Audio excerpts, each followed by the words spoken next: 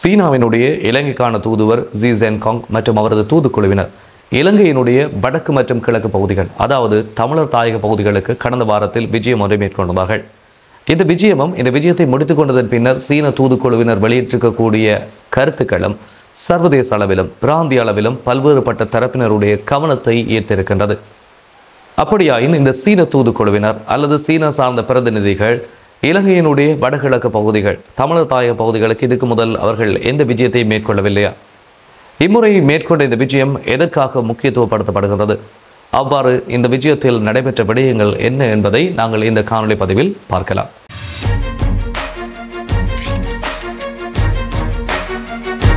இரு ஆண்டுகளுக்கு முன்னரும் இதே சீன தூதுவரும் அவரது குழுவினரும் இலங்கையினுடைய வடபகுதி, குறிப்பாக யாழ்ப்பாணத்திற்கும் அதே போன்று இலங்கையினுடைய கிழக்கு பகுதி மட்டக்களப்பு, திருகோணமலை போன்ற பகுதிகளுக்கும் விஜயம் செய்திருந்தார்கள். அவ்வாறு இருக்கையில் அந்த விஜயத்திலிருந்து தற்போது கடந்த வாரத்தில் இடம்பெற்ற இந்த விஜயம் என்பது எந்த வகையிலே முக்கியத்துவம் பெறுகின்றது என்பதை முதலில் நாங்கள் பார்த்துவிடலாம். வளமையாக யாழ்ப்பாணம் வரக்கூடிய இந்த தூதுக்குழுவினர் யாழ்ப்பாணத்தில் இருக்கக்கூடிய பருத்தித்துறை முனை பகுதியில் சென்று ஒரு அடையாள புகைப்படத்தை எடுத்துக்கொள்வார்கள். நான் நினைக்கிறேன் அது சர்வதேச ஊடகங்களுக்காகவா அல்லது சீனாவினுடைய அரசுக்கு காண்பிப்பதற்காகவா எதற்கென்று தெரியவில்லை. ஆனால் அவர்கள் வளமையாக வருகின்ற போது அந்த பருத்தித்துறை முனையிலே சென்று ஒரு புகைப்படம் எடுத்துக்கொள்வது என்பது ஒரு வளமையான செயற்பாடு. அதற்கு பிறகு அவர்கள் தாங்கள் தங்கியிருக்கக்கூடிய இடத்திலே சீன சார்பு நிலைப்பாட்டை வெளிப்படுத்தக்கூடிய நபர்கள், யாழ்ப்பாணத்தில் இருக்கக்கூடிய புத்திஜீவிகளை அழைத்து சந்திப்பார்கள். அந்த சந்திப்பு முடிந்ததன் பின்னர் சில நேரம் ஊடக சந்திப்பு ஒன்று நடக்கும், சில நேரம் நடக்காது. அவ்வாறு அவர்கள் அதனை செய்துவிட்டு சென்று விடுவார்கள். பிறகு கொழும்பு வந்ததன் பின்னர் தான் அந்த சீன தூதுவரோ அல்லது அதனுடைய பேச்சாளர்களோ அந்த விஜயம் தொடர்பான கருத்துக்களை அல்லது அறிக்கை ஒன்றினை வெளியிடுவார்கள். இம்முறையும் அதே போன்று யாழ்ப்பாணம் விஜயத்தை மேற்கொண்டு அந்த சீன தூதுக்குழுவினர் பருத்தித்துறை முனைக்கு சென்று அங்கு தங்களுடைய அடையாள புகைப்படத்தை எடுத்துக்கொண்டார்கள். அதற்கு பிறகு அவர்கள் யாழ்ப்பாணத்தில் இருக்கக்கூடிய நட்சத்திர விடுதி ஒன்றிலே தங்கியிருந்தார்கள். அங்கு தங்கியிருந்த போது அவர்கள் இன்றும் 20க்கும் மேற்பட்ட உறுப்பினர்களை கொண்ட குழுவினரை அழைத்து அங்கு சந்தித்திருந்தார்கள். ஆனால் இந்த சந்திப்பு என்பது க்ளோஸ் டோர் ஆர்கியூமெண்ட் என்று சொல்வார்கள், மூடிய அறைக்குள் இந்த சந்திப்பு இடம்பெற்றிருக்கின்றது. இந்த சந்திப்பில் என்ன இடம்பெற்றது என்பது குறித்தான தகவல்கள் எதுவும் வெளியாகவில்லை. ஆனால் இந்த சந்திப்பை முடித்து கொண்ட சீனாவினுடைய தூதுக்குழுவினர் நேரடியாக யாழ் ஊடக அமையத்திலே ஒரு பத்திரிகையாளர் மாநாட்டை நடத்தியிருந்தார்கள். இந்த சந்திப்பின் போது ஊடகவியலாளர்களால் பல்வேறுபட்ட கேள்விகள் எழுப்பப்பட்டது. அதே நேரத்தில் இந்த சந்திப்பு தொடர்பான விடயங்களை சீன தூதுவர் பகிர்ந்து கொண்டிருந்தார். சீன தூதுக்குழுவினருடன் சந்திப்பில் ஈடுபட்டிருந்த தமிழர் தரப்பு பிரதிநிதிகளும் தங்களுடைய கருத்துக்களை இந்த ஊடக சந்திப்பிலே பகிர்ந்து கொண்டார்கள். வளமையாக இந்த சீன தூதுக்குழுவினரை சந்திக்கக்கூடிய யாழ்ப்பாணத்து புத்திஜீவிகள் அல்லது பல்துறை சார் நிபுணர்கள் என்பவர்கள் இந்த சந்திப்பிற்கு பிறகு அங்கு என்ன நடந்தது, தாங்கள் சீனா தரப்பினருடன் எது பற்றி கதைத்தோம் என்பது தொடர்பில் வெளிப்படையாக பேசுவதில்லை. அல்லது அவர்கள் சீன குழுவினருடனான அந்த உறவை ரகசியமாகவே வைத்துக்கொள்ள விரும்புவார்கள். ஏனென்று சொன்னால் இந்தியாவை அவர்கள் பகைத்து கொள்ள எந்த சந்தர்ப்பத்திலும் விரும்பியவர்களாக இருக்க மாட்டார்கள். இந்தியாவினுடைய ஆதிக்கம் அந்த அளவிற்கு யாழ்ப்பாணத்திலோ அல்லது வடபுலத்திலோ இருக்கக்கூடிய தமிழ் புத்திஜீவிகள் மத்தியில் இன்றும் இருந்து கொண்டுதான் இருக்கின்றது. அப்படி இருக்கையில் இம்முறை இந்த சந்திப்புக்கு பிறகு ஊடகவியலாளர் சந்திப்பிலே சீன தூதுக்குழுவினருடன் யாழ்ப்பாணத்தை சார்ந்த இந்த பல்துறை சார் நிபுணர்கள் 20க்கும் மேற்பட்டவர்கள் இந்த பத்திரிகையாளர் மாநாட்டிலே கலந்து கொண்டார்கள். வளமையாக இவ்வாறு இடம்பெறக்கூடிய பத்திரிகையாளர் சந்திப்புகளிலே அவர்கள் கலந்து கொள்வதில்லை. கலந்து கொண்டாலும் அவர்கள் தங்களால் எவ்வளவு முடியுமோ அவ்வளவுக்கு அடக்கி வாசிக்கத்தான் முனைவார்கள். அந்த அளவிற்கு இந்தியாவினுடைய சார்பாக தங்களை வெளிக்காட்டுவதற்கு அவர்கள் முனைவார்கள். ஆனால் இம்முறை துணிந்து அவர்கள் இந்த சந்திப்பிலே கலந்து கொண்டார்கள். ஜி ஜென்காங் அவர்கள் இந்த கடந்த ஜனாதிபதி தேர்தலிலே ஜேவிபி அல்லது என்பிபி என்று சொல்லக்கூடிய இந்த அரசாங்கத்திற்கு தமிழர் பகுதிகளில் அதிக அளவில் வாக்களிக்கப்பட்டமைக்காக தன்னுடைய பாராட்டுக்களையும் நன்றியையும் தெரிவித்தார். அப்படி இவர்கள் பாராட்டுக்களையும் நன்றிகளையும் தெரிவிக்கின்றார்கள் என்று சொன்னால் இந்த சீன குழுவினருக்கும் தற்போது இலங்கையில் ஏற்பட்டிருக்கக்கூடிய இந்த ஆட்சி மாற்றத்துக்கும் இந்த புதிய அரசாங்கத்துக்கும் ஏதாவது தொடர்பு இருக்கின்றதா என்ற சந்தேகம் எழுகின்றது. ஆனால் நாங்கள் வரலாறு நெடுகிலும் பார்ப்போமாக இருந்தால் இந்த சீன கம்யூனிச கட்சி என்பது இந்த ஜேவிபி சார்பு நிலைப்பாட்டை அல்லது ஜேவிபி தங்களுடைய ஆட்கள் போன்றதான ஒரு நிலைப்பாட்டை காட்டிக்கொள்ளவே விரும்புகின்றது. அதற்கு சில காரணங்கள் இருக்கலாம்.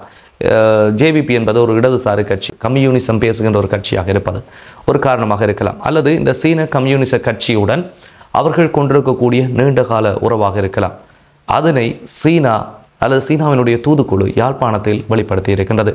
தாங்கள் புதிய அரசாங்கம் சார்பான ஒரு நாடு, தொடர்ந்து வரக்கூடிய இந்த அரசு சீன சார்பு நிலைப்பாட்டை கொண்டிருக்கும் என்பதை அவர்கள் யாழ்ப்பாணத்தில் வைத்து கூறியிருக்கிறார்கள். இந்த செய்தி தமிழர்களுக்கானது மட்டுமல்ல, இந்தியாவிற்கான செய்தியாக கூட இருக்கின்றது. அதே நேரத்தில் யாழ்ப்பாணத்தில் தமிழர்கள் சார்பில் கலந்து கொண்ட இந்த பல்துறை சார் நிபுணர்களும் சீன தரப்பினரிடம் பல்வேறு கோரிக்கைகளை வெளிப்படையாக முன்வைத்தார்கள். அதில் முக்கியமானது பொருளாதார ரீதியாக வேலை வாய்ப்புகளை பெற்றுக்கொள்ளுதல், தொழில்நுட்பத்தை பகிர்ந்து கொள்ளுதல், சந்தை வாய்ப்புகளை ஏற்படுத்துதல் என்று சொல்லி பல்வேறுபட்ட கோரிக்கைகளை நிருபர்கள் முன்னிலையில் சீன தூதுவரிடமும் அவருடைய குழுவினர் முன்னிலையிலும் அவர்கள் நேரடியாகவே வெளிப்படுத்தியிருந்தார்கள். ஆனால் சீன தூதுவர் இதற்கு அந்த சந்தர்ப்பத்திலே உடனடியாக பல்வேறு எதிர்வினைகளை ஆற்றியிருந்தார். அவர் அந்த நேரத்தில் பல்வேறுபட்ட கடந்த கால நிகழ்வுகளை சுட்டிக்காட்டி இவ்வாறான விடயங்கள் தாங்கள் முன்னெடுக்கின்ற இந்த நல்லிணக்க நடவடிக்கைகளுக்கு தடையாக இருக்கின்றது என்று சொல்லியிருந்தார்கள். அதில் குறிப்பாக யாழ்ப்பாணத்தினுடைய நெடுந்தீவு, அனலதீவு, நைனாதீவு இது போன்ற பகுதிகளில் சீனாவினால் முன்னெடுக்கப்பட்ட காற்றாலை மற்றும் சூரிய சக்தியை மின்சக்தியாக மாற்றும் செயற்திட்டங்கள் அமைச்சரவையினுடைய அங்கீகாரத்தை பெற்ற பின்னர் இடைநிறுத்தப்பட்டதை சுட்டிக்காட்டியிருந்தார்கள். அதேபோன்று யாழ்ப்பாண பல்கலைக்கழகத்திற்கும் சீனாவினுடைய யுனான் மாகாணத்தில் இருக்கக்கூடிய பல்கலைக்கழகத்துக்கும் இடையில் ஒரு உறவு நிலையை ஏற்படுத்தி மாணவர்களுடைய கல்வியையும் அல்லது மாணவர்களை அங்கு பகிர்ந்து கொள்ளுதல் தொடர்பில் மேற்கொள்ளப்பட்ட முடிவும் இறுதிக்கட்டத்தின் போது நிராகரிக்கப்பட்டமையையும் அவர் சுட்டிக்காட்டியிருந்தார். அதேபோன்று கன்ஃபியூஷியஸ் என்று சொல்லக்கூடிய சீன மொழி கல்வி நிலையத்தினுடைய வகுப்பறை ஒன்றினை நிறுவுவது தொடர்பான தீர்மானமும் இறுதிக்கட்டத்தில் நிராகரிக்கப்பட்டதையும் அவர் சுட்டிக்காட்டியதோடு தொடர்ந்து தாங்கள் இந்த முதலீடுகளை செய்வது தொடர்பில் சீனாவில் வெளிப்படைத்தன்மையோடு நடந்து கொள்ள முடியாது இருக்கின்றது. ஏனென்று சொன்னால் அங்கிருக்கக்கூடிய முதலீட்டாளர்கள் இங்கு முதலிடுவதற்கு தயக்கம் காண்பிக்கின்றார்கள் என்ற விடயத்தை பத்திரிகையாளர் சந்திப்பிலே சீனாவினுடைய தூதுவர் ஜி ஜென்காங் அவர்கள் வெளிப்படையாக கூறியிருந்தார். உடனடியாக அந்த சந்தர்ப்பத்திலே தமிழர் தரப்பு பிரதிநிதிகள் என்ன சொல்லியிருந்தாங்கன்னு சொன்னால், அவர்களுக்கு தனிப்பட அந்த முதலீடுகளை செய்வதில் தயக்கம் காணப்படமாக இருந்தால் அவர்கள் இருதரப்போ அல்லது பல்தரப்பு முதலீடுகளை இலங்கையிலே மேற்கொள்ளக்கூடியதாக இருக்கும் என்று சொல்லி சீனாவினுடைய பக்கம் அவர்கள் வலிந்து சென்றதை காணக்கூடியதாக இருந்தது. இந்த தோற்றப்பாடுகள் அனைத்தும் இந்தியாவினுடைய பார்வையில் எவ்வாறான தாக்கத்தை ஏற்படுத்தி இருக்கும் என்பது அடுத்து வரும் வாரங்களில் இந்திய தூதுக்குழுவினரோ அல்லது இந்திய சார்பு ஊடகங்களோ வெளியிடக்கூடிய செய்திகள் இருந்துதான் நாங்கள் அறிந்து கொள்ளக்கூடிய மாதிரி இருக்கும். இதே நேரத்தில் இலங்கையினுடைய வடக்கு மற்றும் கிழக்கு பகுதிக்கு விஜயம் மேற்கொள்ளக்கூடிய சீனாவினுடைய தூதுக்குழுவினர் நிதி உதவிகளையும் வழங்கியிருந்தாங்க. அதிலும் குறிப்பாக இலங்கையினுடைய வடமாகாண ஆளுநர் வேதநாயகம் அவர்களிடம் 12 மில்லியன் ரூபாய் நிதி பங்களிப்பை அவர்கள் வழங்கியிருந்தார்கள். அதேபோன்று கிழக்கு ஆளுநரிடமும் 8 மில்லியன் ரூபாய் நிதி பங்களிப்பை வழங்கியிருந்தார்கள்.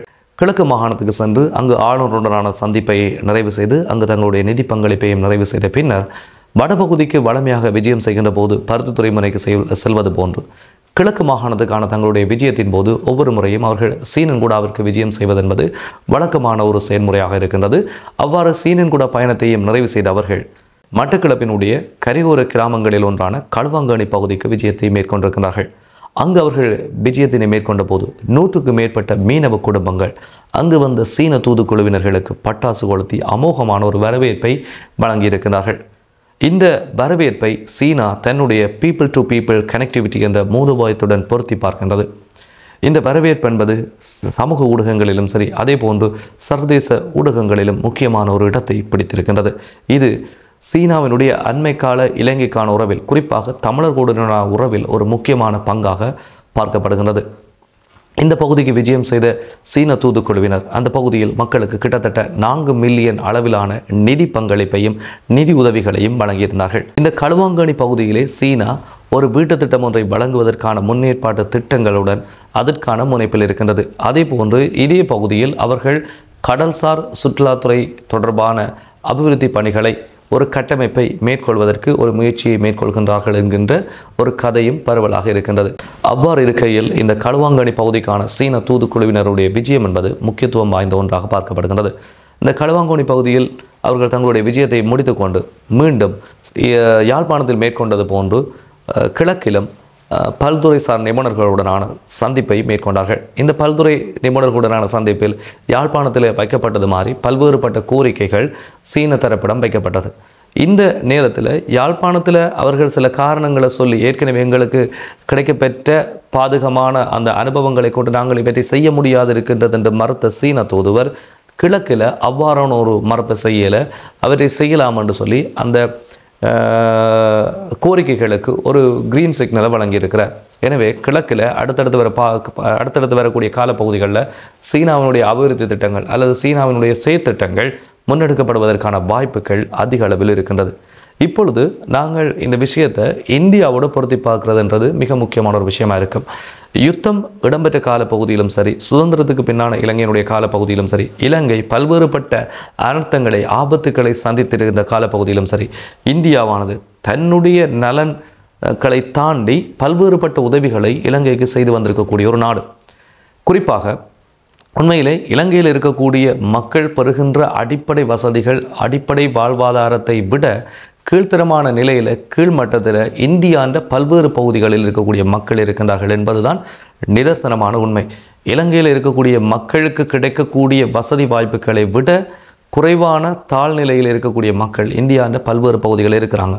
அப்படி இருக்கைக்குள்ள இந்தியா பல்வேறுபட்ட உதவிகள், வீட்டு திட்டங்களாக இருக்கலாம், கடன் வசதிகளாக இருக்கலாம், தொழில்நுட்பம் சார்பான உதவிகளாக இருக்கலாம், நிதி உதவிகளாக இருக்கலாம், இலங்கையில் மேற்கொள்றதுக்கு பல்வேறுபட்ட காரணங்கள் இருக்கின்றது. பிராந்திய அரசியல் நலன்களுக்காகவோ பாதுகாப்பு நலன்களுக்காகவோ ஏதோ ஒரு காரணத்துக்காகவோ இலங்கையை தன்னுடைய கட்டுப்பாட்டுகள் வைப்பதற்கு இந்தியா பல தசாப்தங்களாக முயன்று கொண்டிருக்கின்றது. அதில் இந்தியா வெற்றி கண்டதா, தோல்வி கண்டதா, இந்தியா அடைந்த இலக்குகள் என்ன, இந்தியாவுக்கு ஏற்பட்ட நஷ்டங்கள் என்ன என்று பார்த்தோம்னு சொன்னால் அது ஒரு வேறொரு கண்டென்ட்டுக்குள்ள போயிடும். நாங்கள் இந்த விஷயத்தை இந்த காணொலியை முடிக்கிறதுக்கு முன்னால் இந்தியாவுக்கு இந்த சீனாவினுடைய இந்த வடகிழக்கு தமிழர்கள் நோக்கிய நகர்வு என்பது உண்மையிலேயே ஒரு சவால் மிகுந்த ஒரு விஷயமாக தான் இருக்கும். ஏன்னு சொன்னால் இந்த தன்னுடைய பிராந்திய நலன்களுக்காக இலங்கையை கட்டுக்குள் வைப்பதற்கு இந்தியா இதுவரையும் பயன்படுத்தி வந்தது ஈழத்தமிழர்களினுடைய பிரச்சனை.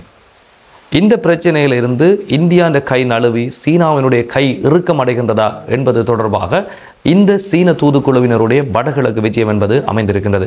கிட்டத்தட்ட 37 ஆண்டுகளுக்கு மேலாக இந்த 13வது திருத்தம் என்கின்ற ஒரு விஷயத்தை அமல்படுத்த முடியாமல் இந்தியா இருக்கின்றது. ஈழத்தமிழர்களுடைய விஷயத்தில் இந்தியா எடுத்துக்கொண்ட மிக முக்கியமான படி இந்த 13வது திருத்த சட்டம். அந்த நிறைவேற்றப்பட்ட திருத்த சட்டத்தை அமலுக்கு கொண்டு வருவதற்கு இந்தியாவால் முடியாது இருக்கின்றது. அவ்வாறான சூழ்நிலையில் வடகிழக்கு தமிழர்களோட சீனா ஐக்கியமாகிறது என்பது உண்மையில் இந்தியாவிற்கு மிகப்பெரிய ஆபத்துக்களை கொடுக்கக்கூடிய ஒரு விஷயம். என்னென்னு சொன்னால் இந்தியா பொருளாதார அபிவிருத்தி திட்டங்களை செய்கின்றது.